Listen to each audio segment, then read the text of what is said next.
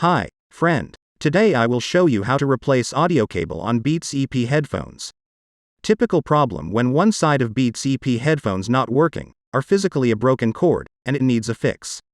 Unfortunately for the Beats EP model, you can't just unplug and replace audio cable. You can do that on Beats Solo and Studio headphones, but not Beats EP. So today I'm going to show you how you can easily fix your Beats EP headphones and save a lot of money without buying new headphones. As you can see, after a cable snag, it's over and the only solution is a cable replacement. So that this Beats headphones repair can be done, you need to buy a new replacement cable, but unfortunately Beats does not offer such flat replacement cables.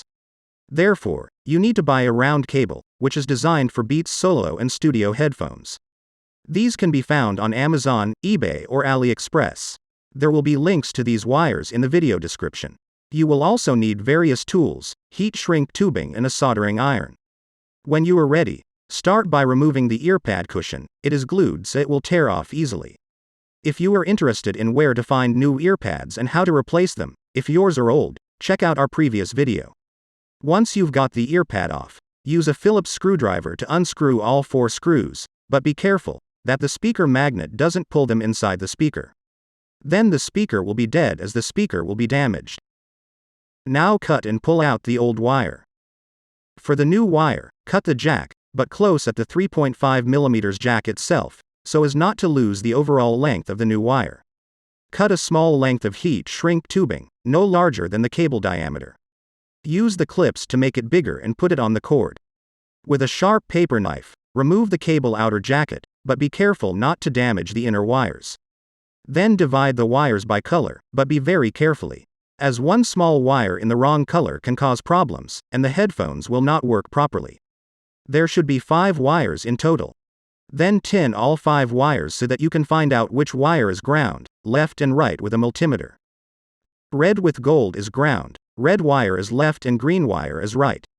Cut off the extra wires so that they do not interfere. Find somewhere an old single wire, tin to wire and the remaining old wires. We will use them to connect the new wire to the headphones. Solder the 2 ground wires together. Pass the wires through the hole in the headphones. Attach the heat shrink tubing to the end of the wire. Solder the new wires to the old ones, but it is important to solder the wires correctly, right to right, left to left, and ground to ground wires. Then take small pieces of insulating tape, and use it to insulate the soldered wires, to prevent short circuits. Check that the headphones can be put back together and that nothing is in the way. Use superglue to secure the wire, so that it does not pull out, but before the glue dry, turn the wire so that the microphone is facing inwards. This will ensure better microphone recording quality. Once the glue has dry, screw the headphones together. As you can see, the glue has fixed the cable well, it will last a long time. All that's left is to put the earpad cushion back on. It is important that the pad seam is down. The earpad cup needs to be placed on the centering pin and pressed into stick. If it sticks badly, use some elastic glue or double-sided tape. Here's the result.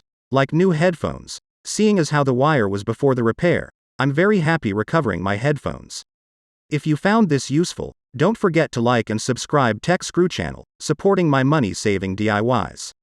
If you have a question or a suggestion, feel free to post it below this video. Good luck.